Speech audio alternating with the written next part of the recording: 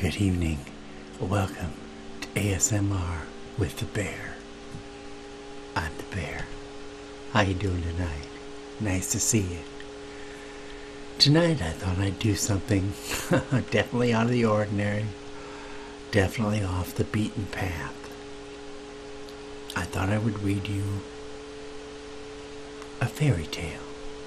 Two fairy tales, actually. Both of them named Little Red Riding Hood. One of them is the children's version of the fairy tale. Although I don't know how you can classify this as the children's version, somehow a story about wolves eating people hardly seems appropriate for children. But it is what it is. The other version is one I wrote, and it is a decidedly adult version. So if you are easily offended by adult topics and adult language and dialogue, then I suggest you stop watching this video. I will give you ample warning before I start to read it, so that you can do just that. Shut it off. Are you ready to take a trip through the woods with Little Red Riding Hood?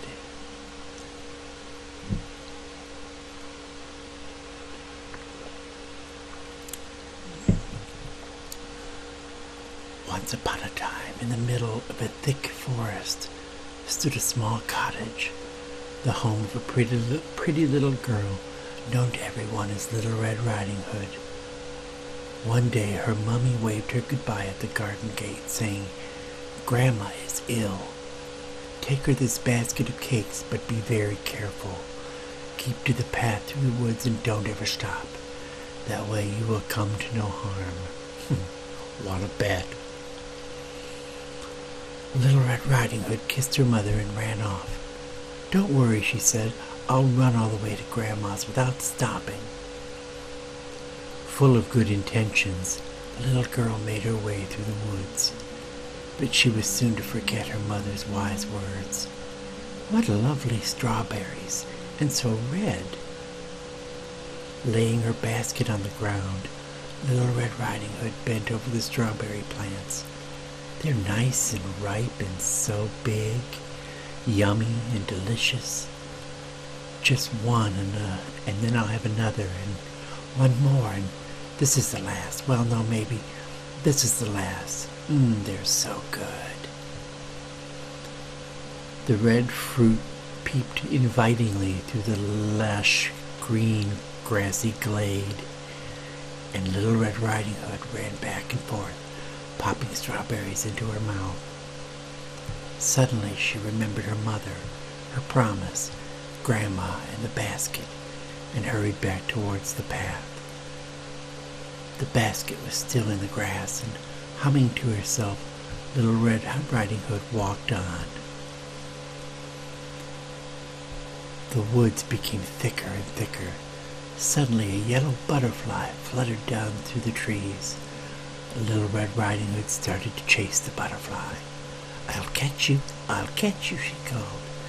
Suddenly she came upon some large daisies in the grass. "Oh, how sweet!" she exclaimed.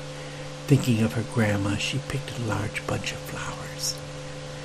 In the meantime, two wicked eyes were spying on her from behind a tree. A strange rustling in the woods made Little Red Riding Hood's heart beat faster.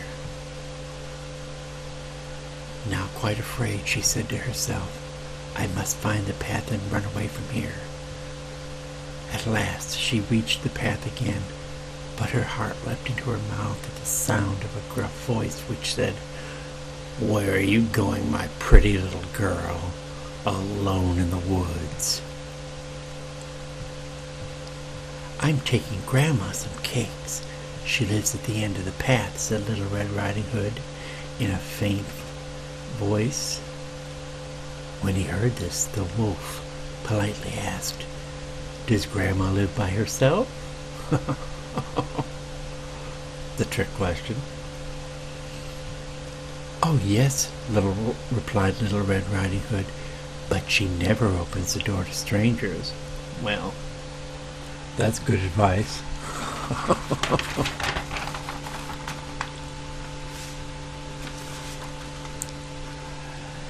"Goodbye. Perhaps we'll meet again," replied the wolf. Then he loped away, thinking to himself, "I'll gobble the grandmother first, then lie in wait for the grandchild." At last the cottage came in sight. Knock, knock. The wolf rapped on the door. "Who's there?" cried Grandma from her bed. "It's me, Little Red Riding Hood. I brought you some cakes because you're ill," replied the wolf, trying hard to hide his gruff voice. "Lift the latch and come in," said Grandma, unaware of anything amiss, till a horrible shadow appeared on the wall. Poor Grandma! For in one bound the wolf leapt across the room and in a single mouthful swallowed the old lady. Soon after, Little Red Riding Hood tapped on the door. "Grandma, can I come in?" she asked. Now the wolf had put on the old lady's shawl and cap and slipped into the bed. Trying to imitate Grandma's quivering little voice, he replied, "Open the latch and come in." "What a deep voice you have," said the little girl in surprise. "All the better to greet you with," said the wolf. "Goodness, what big eyes you have!" "The better to see you with." "And what big hands you have!" exclaimed Little Red Riding Hood, stepping closer to the bed. "The better to hug you with," said the wolf. "What a big mouth you have!" the little girl murmured in a weak, trembling voice. "The better to eat you with," growled the wolf, and jumping out of bed, he swallowed her up too. Then, with a fat, full tummy, he fell fast asleep. Well, I always like a nap after dinner.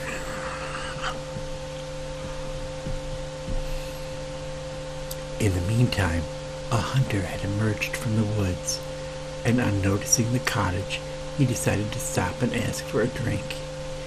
He had spent a lot of time trying to catch a large wolf that had been terrorizing the neighborhood, but he had lost his tracks. The hunter could hear a strange whistling sound. It seemed to be coming from inside the cottage. He peered through the window and saw the large wolf, with a fat, full tummy, snoring away in Grandma's bed. The wolf! He won't get away this time.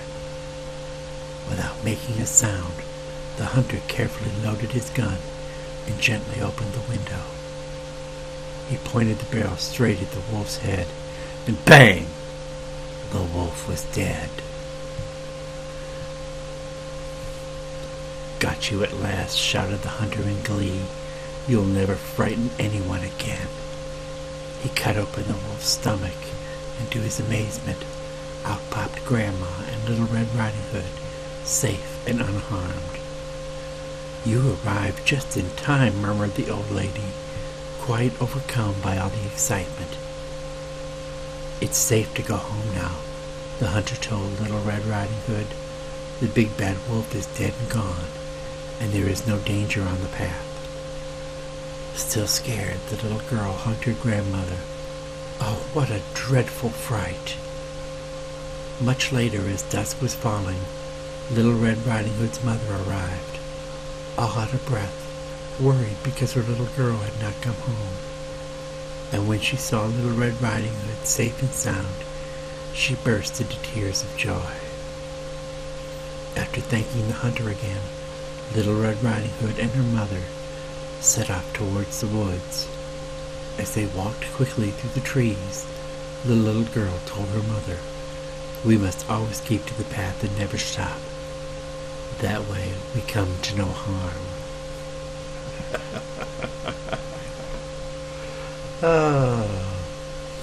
Wolves eating children, little old ladies. Definitely children's reading material.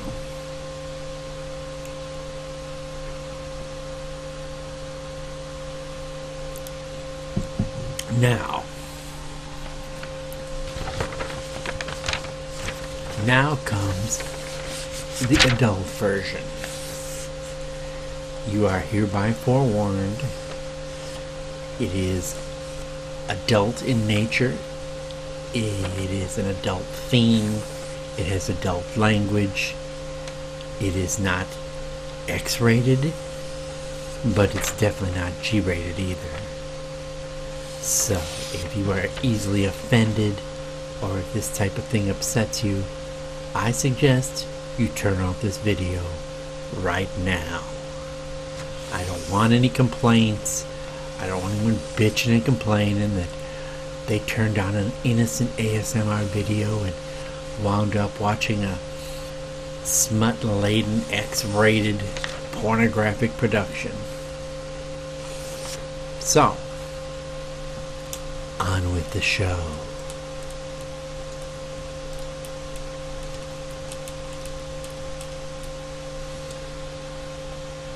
Once upon a time and long ago, and very, very far away, in the suburbs of a very, very large city, in a seedy suburb, in a ticky-tacky track home, lived a voluptuous young girl, nicknamed Red, due to her propensity for wearing shockingly short red skirts and low-cut red tops. One day her mother, fresh from rehab, sent her to her grandmother's house with a care package, saying, "Grammy is ill. Take her this basket of goodies that I picked up at 7-Eleven. And Joe walked down Sycamore Street. There was a registered sex offender on that street, she said. Red acknowledged with a nod, took the basket, and headed on her way. Grandmother's house is on the other side of the woods, she thought. If I avoid Sycamore Street, it'll take me twice as long to get there, so she ignored her mother's warnings. As she sashayed down the street, she rummaged through the basket her mother had given her. She thought. A carton of cigarettes, a fifth of whiskey, a six-pack of Coke, some beef jerky, and a box of Twinkies. Figuring that Grammy wouldn't miss a few packs of cigarettes, she tore open the carton and stuffed half the packs in her purse and tossed the empty carton. As it landed in the street, she noticed an unscratched instant lottery ticket lying in the middle of Sycamore Street. She thought, maybe I will get lucky. Stopping to investigate, she set the care package down and bent over, exposing her firm round buttocks for the world to see. The world wasn't the only one watching. The inhabitant of 613 Sycamore was watching from his living room window. The sight of this firm young beauty caused a stir between his legs, and his thoughts were all of sin. At the end of Sycamore Street, she entered the thick, dark woods, deciding to take a shortcut to Grammy's.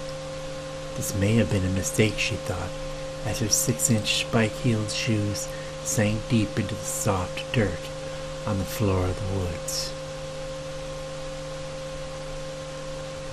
Wandering down the trodden path, she noticed empty beer cans and alcohol bottles and used condoms littered the path. I sure am thirsty, she said aloud to nobody in particular, as she eyed the bottle of whiskey in the package. She stopped once again, set the package down on the ground, bent over, and plucked the bottle from the package. As she did, her firm, perky breasts escaped their flimsy confines and exposed themselves. As she stuffed them back into her blouse and opened the bottle, she began to sense that she was not alone. Suddenly, the snap of a twig caused her to direct her attention to a nearby tree, where two wicked eyes were spying on her. Stepping from behind the tree, the man was stroking his fully erect, extremely impressive manhood. Stripping off his shirt, exposing his powerfully built, hirsute chest, he approached her. Red felt her moist thighs quivering in anticipation of being manhandled by this erotic stranger.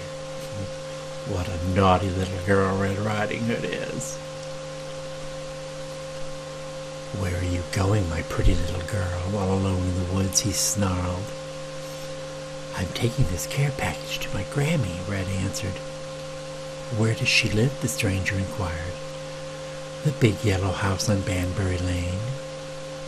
This intrigued the stranger, as he knew exactly where she was headed. Red found herself disappointed as he stuffed himself back into his jeans, snatched his shirt up off the ground, and excused himself, saying, Goodbye. Perhaps we will meet again. Watching longingly as he disappeared in the darkened woods from which he came, Red took another swig of whiskey and headed back onto the path to Grammy's. As he wandered off, the stranger thought to himself, I will fuck the grandmother and then kill her, and I will lie in wait for the granddaughter. The stranger arrived at the house ahead of Red and knocked on the door. As the bright red door swung open, he forced his way inside and pounced on the surprisingly not-so-elderly woman. Tearing open her housecoat, he forced himself upon her. Throwing her down on the floor, he unleashed his powerful weapon and mounted her. Soon, screams of ecstasy filled the house as he drew near orgasm. Knowing full well that Red could arrive at any minute, he ejaculated inside her, then wrapped his powerful paws around her throat and choked the life out of her, literally. His insatiable lust still not satisfied, he climbed into Grammy's bed and pulled the covers over his naked body, awaiting Red's arrival. Soon he heard the knocking on the door. As Red opened the door, she stood there momentarily, somewhat surprised that the door was unlocked. However, she decided to proceed inside anyway. He could hear Red climbing the stairs to the second level. He turned out the lights and pulled the covers up around his neck. Red, ravishing as ever, tossed her flowing blonde locks over her shoulder as she inched closer to the bed. Grammy, she said, it's Red. Mama sent me over with a basket of goodies for you. Come closer, child, she heard. My, Grammy, what a deep voice you have, she said. I have a cold, was the response she got. Stepping closer toward the bed, Red said, Why, Grammy, what big eyes you have. All the better to see you with. And your hands, they're so big and powerful, exclaimed Red. All the better to hold you with, said the stranger. Finally, bedside, Red noticed the tented sheet and pulled it back with one swift movement. Why, Grammy, what a huge... And before she could finish a sentence, the fully aroused stranger leapt from the bed. Grabbing Red by her long blonde hair, he threw her down on the satin sheets, tearing open her blouse, exposing her firm, ripe breasts, and hiking up her skirt. He forced his blood-engorged manhood deep inside her. Pounding into her with ever-increasing abandon, she attempted to pretend she didn't love every inch, every second of it. But soon groans of animal lust enveloped every corner of the darkened room, as Red gave into her own carnal desires and succumbed to the intense pleasure coursing through her body. The stranger soon filled her with his seed, and they lie motionless in the afterglow. Wrapped up in his powerful arms, she laid her head atop his fur-covered pecs. Eventually, her curiosity got the best of her, and she hesitantly asked where her Grammy was. Well, responded the stranger, after I fucked her, I killed her. I was planning to kill you too, but I am now hopelessly head over heels in love with you. Are you going to turn me over to the authorities? He asked, somewhat sheepishly. Looking into his deep blue eyes, Red softly kissed his chapped lips and proclaimed her love for him too. No, she responded gently, tracing her fingers along the masculine features of his face. I will not. 6 months had passed. The murder of her grandmother still unsolved. Red and the handsome stranger were married, having inherited the big yellow house on Banbury Lane. They lived there happily ever after. Definitely not a child's fairy tale. Well, I hope you enjoyed that. I hope you weren't offended. If you were, well, you have no one to blame but yourself. You were warned.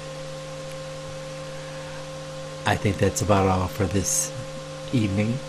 I will let you all go back to bed and get some sleep. Pleasant dreams. Good night.